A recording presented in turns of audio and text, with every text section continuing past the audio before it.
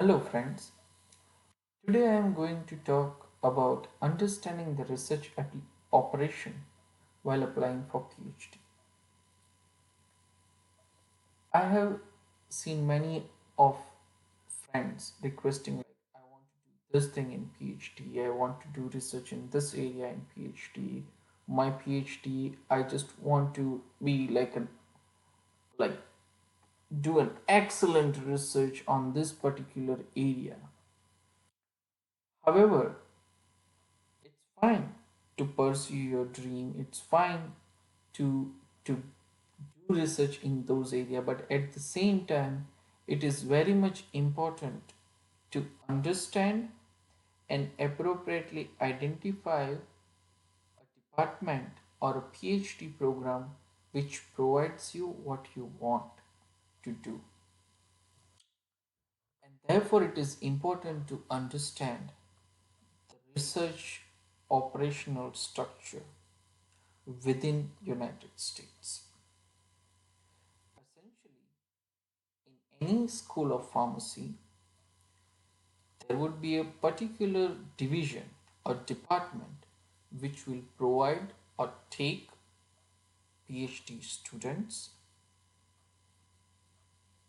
and provide you mentor and advisor during your PhD training and successfully complete your PhD. The first few years would be you learn various subjects pertaining to your therapeutic area or pertaining to your subject matter, and subsequently you select a guide, give qualifying exam, and then finally propose your dissertation topic and conduct a research study, and subsequently you defend your dissertation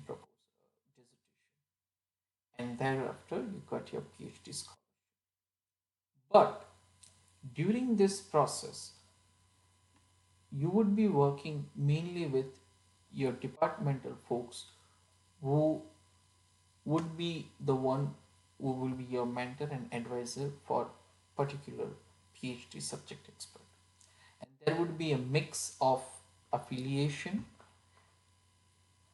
which could range from assistant professor, associate professor, and professor. Again, this is a hierarchical structure where an assistant professor is early beginning or early career.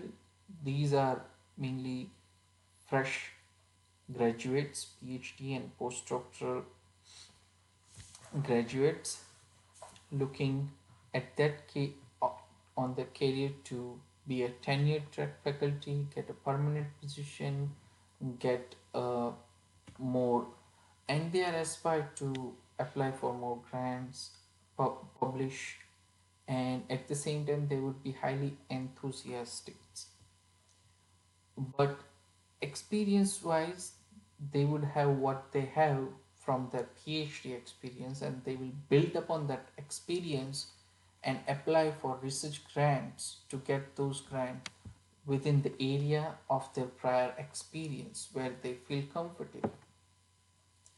Similarly, the associate professor are like a mid career where certain individual or that faculty member has achieved what assistant professor is supposed to achieve, get more grants, get publication, and after that time they get a tenure position, and subsequently they can move forward to associate professor position.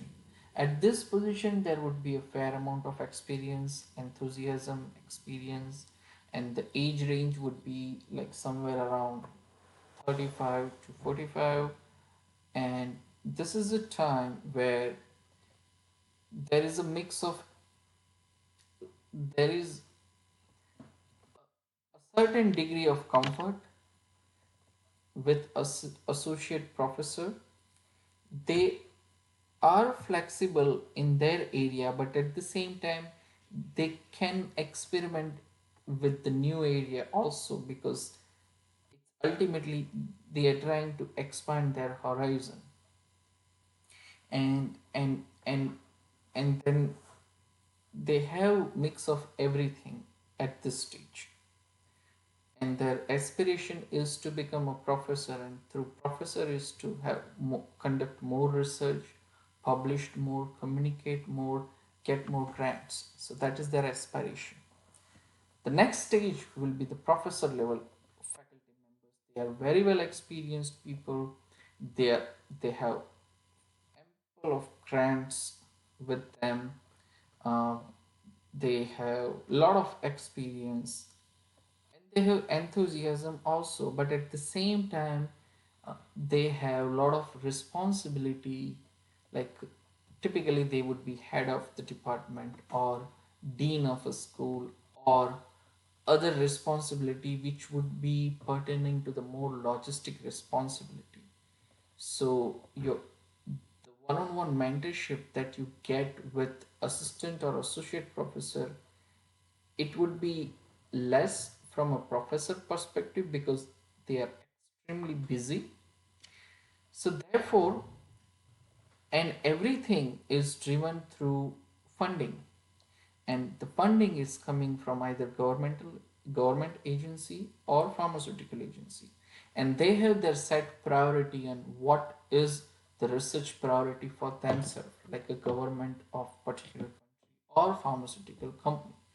So therefore the project and the research would be driven through these factors.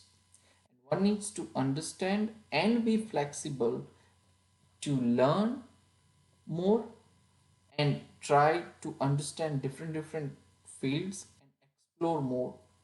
And at the same time, if they have a preference to select particular therapeutic area or particular research area, then one needs to identify a mix of faculty members within like particular school on their research work, and especially looking at the research work, recent 5 or 10 years of research work, how many publications do they publish on a yearly basis, and that will give you the kind of active research activity going on within that department and the grants that is coming to that department.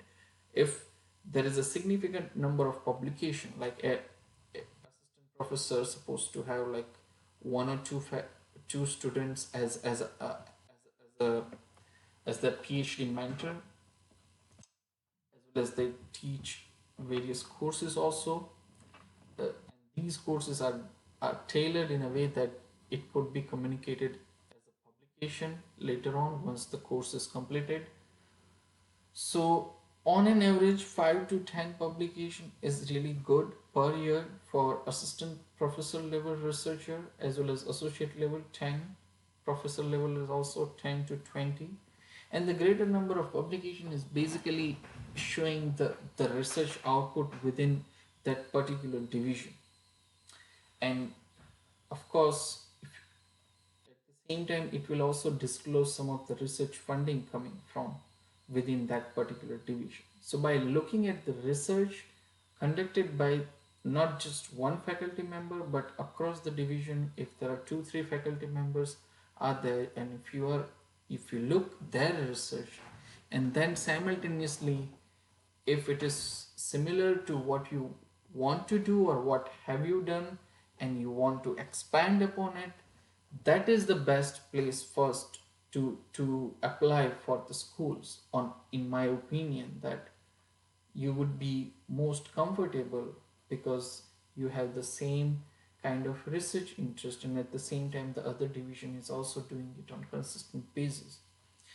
So therefore, in general, this is an understanding of research operation uh, within the individual school and what each of the position is looking for. And therefore, one needs to, once we understand the operation dynamics, then we will be able to understand what we need to do as a PhD student is to support each of them at their career by conducting good research, and they would be looking for candidate who can work for 3 4 years and work on the grants that they are bringing, and they are working so hard to get those grants, and then they are bringing a talent which can not only understand but drive those research projects once they obtain the grant, as well as apply for new grants. Because this is not only the career aspiration but also in terms of for certain university, if certain fraction of the salary is coming from the research grant for assistant, associate, and professor level affiliation.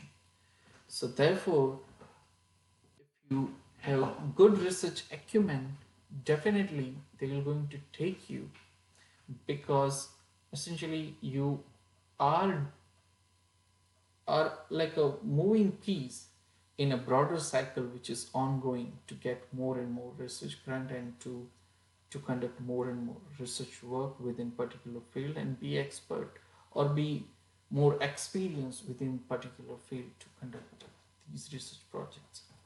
So therefore it's good to understand what is going on the other end, who will be selecting PhD prospective applicant. So this is just a brief video to touch base upon that aspect and just to familiarize with the basic research operation part. Thank you very much for listening and have a wonderful day. If you like my channel, please subscribe, like, and if you have comment, please